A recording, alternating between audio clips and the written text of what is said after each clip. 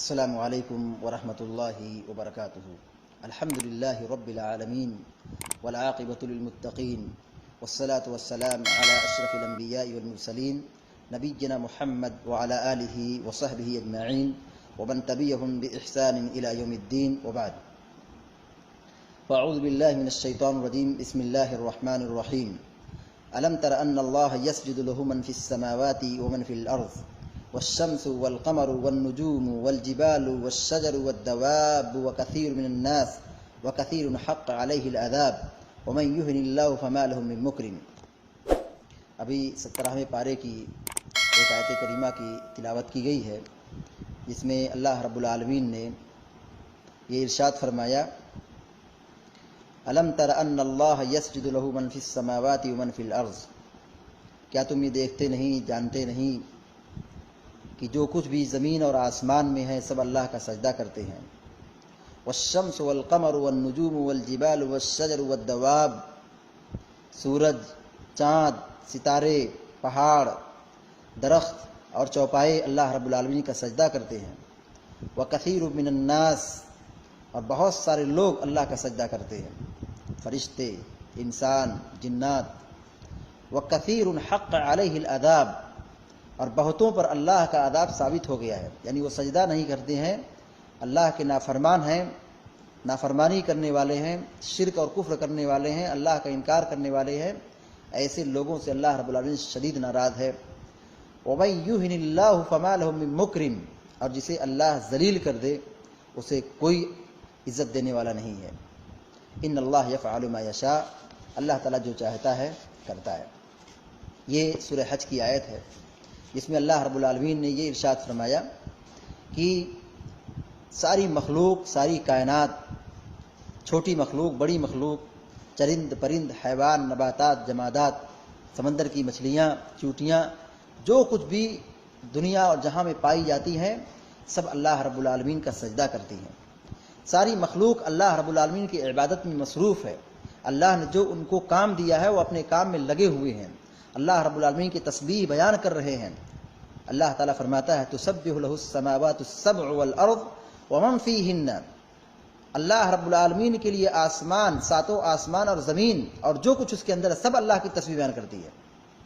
وَإِن مِّن شَيْءٍ إِلَّا يُسَبِّحُ بِحَمْدِهِ وَلَٰكِن لَّا تَفْقَهُونَ تَسْبِيحَهُمْ، یہ سارے لوگ یہ ساری مخلوق، چھوٹی بڑی ساری مخلوق اللہ تعالیٰ کی تسبیح بیان کرتی ہیں، لیکن تم ان کی تسبیح کو نہیں سمجھ سکتے ہو۔ اللہ رب العالمین کی عبادت کرتے ہیں یہ مخلوقات، یہ چھوٹی بڑی مخلوقات اللہ رب العالمین کی تسبیح بیان کرتی ہیں، لیکن انسان اس کو نہیں سمجھتا ہے، انسان اس کو نہیں جان سکتا ہے، سن نہیں سکتا ہے۔ والنجم والشجر یسجدان، چھوٹے پودے اور درخت اللہ کا سجدہ کرتے ہیں۔ اللہ رب العالمین کی پوری مخلوق اللہ رب العالمین کی تسبیح میں، تحلیل میں، عبادت میں مصروف ہیں۔ کہ کتنی بڑی بدنصیبی کی بات ہوگی کہ اگر انسان اللہ رب العالمین کا سجدہ نہ کرے، اللہ رب العالمین کی تسبیح، تحلیل، حمد و ثنا نہ بیان کرے۔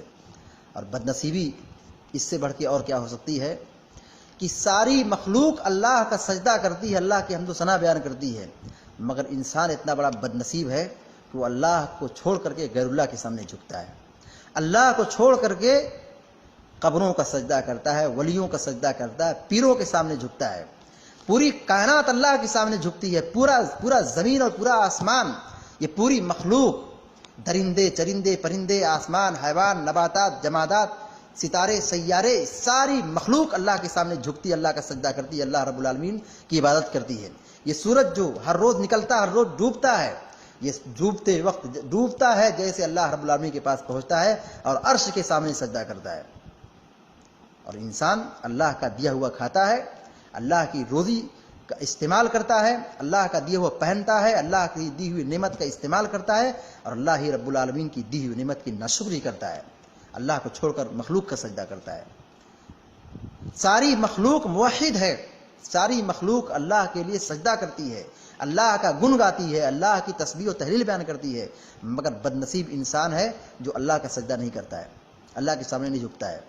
کچھ تو نماز ہی نہیں پڑھتے، سجدہ ہی نہیں کرتے، کچھ تو ایسے ہیں جو اللہ رب العالمین کو تو مانتے ہیں لیکن ماننے کے ساتھ شرک کرتے ہیں، اہل شرک، اہل بدعت، اور کچھ ایسے ہیں جو اللہ کا انکار کرتے ہیں، کافر اور مشرک، کافر لوگ. تو اللہ رب العالمین کی ساری مخلوق اللہ رب العالمین کا سجدہ کرتی ہے، حمد و ثنا بیان کرتی ہے. یہ بہت بڑی بدنصیبی ہوگی کہ ہم اگر انسان ہوتے ہوئے، اچھی مخلوق ہوتے ہوئے، اللہ نے ہم سب کی ساری چیزوں کو ہمارے لیے پیدا کیا ہے اور ساری نعمتیں ہمارے لیے بنائی ہیں، اس کے باوجود بھی اگر ہم اللہ کا سجدہ نہ کر پائیں تو یہ بہت بڑی بدنصیبی ہے. اور ایک بات اس میں یہ بھی ہے کہ یہ ساری مخلوق اللہ کی تسبیح میں لگی ہے، اللہ کی عبادت میں مصروف ہے.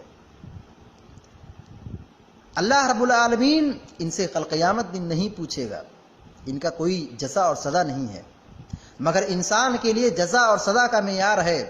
کل قیامت دن اس سے پوچھا جائے گا، اس کا حساب و کتاب ہوگا، اس کی زندگی کے بارے میں، پل پل زندگی کے ہر لمحے کے بارے میں اس سے پوچھا جائے گا کہ تم دنیا کے اندر تھے، اتنے سال تھے، تم کیا کرتے تھے. زندگی کے ہر پل کے بارے میں پوچھا جائے گا. اللہ رب العالمین ہم سے محاسبہ کرے گا، سوال کرے گا. پھر بھی اس کے باوجود انسانوں کا ایک بہت بڑا طبقہ، ہم انسان اور ہم مسلمان، اسلام کی دولت ملنے کے بعد بھی اللہ کی حمد و ثنا اور اللہ کی تسبیح نہیں بیان کرتے ہیں، اللہ کا شکر ادا نہیں کرتے ہیں، اللہ کے سامنے سجدہ نہیں کرتے ہیں. پیشانی اللہ نے بنائی ہے مگر اپنی پیشانی اللہ کے سامنے نہیں جھکاتے ہیں. اسی لیے جو آدمی اللہ کا سجدہ نہیں کرتا ہے، اللہ تعالیٰ ایسے بندے سے سخت غضبناک ہوتا ہے. اللہ رب العالمین ایسے بندوں سے سخت ناراض ہوتا ہے جو اپنی پیشانی کو اللہ کے سامنے نہیں جھکاتا ہے، نماز نہیں پڑھتا ہے، سجدہ نہیں کرتا ہے. اسی لیے اہل علم نے یہ بات صراحت کے ساتھ کہی ہے کہ نماز کا چھوڑنا کفر ہے، نماز کا چھوڑنا بہت بڑا گناہ ہے، نماز کا چھوڑنا کفر کے برابر ہے. اہل علم نے یہاں تک بھی کہا کہ آدمی دار اسلام سے خارج ہو جاتا ہے. تو یہ ایک بہت بڑی بدنصیبی ہوگی کہ ہم انسان ہوتے ہوئے، اللہ رب العالمین کی محترم مخلوق ہوتے ہوئے، ہم اللہ رب العالمین کو نہ پہچان سکیں، اللہ کا سجدہ نہ کر سکیں. تو جو اللہ کا سجدہ کرے گا، جو اللہ کے سامنے جھکے گا، جو اللہ کی بات مانے گا، اللہ کی تسبیح بیان کرے گا، وہ عزت دار ہوگا، دنیا اور آخرت کے اندر کامیاب ہوگا. اور جو اللہ کے سامنے نہیں جھکے گا، اللہ کی حمد و ثنا نہیں بیان کرے گا، اللہ رب العالمین کا سجدہ نہیں کرے گا، اللہ کی عبادت نہیں کرے گا، ایسا آدمی دنیا کے اندر بھی مارا جائے گا اور آخرت کے اندر بھی رسوا اور ذلیل ہوگا اور آخرت میں عذاب سے دوچار ہوگا.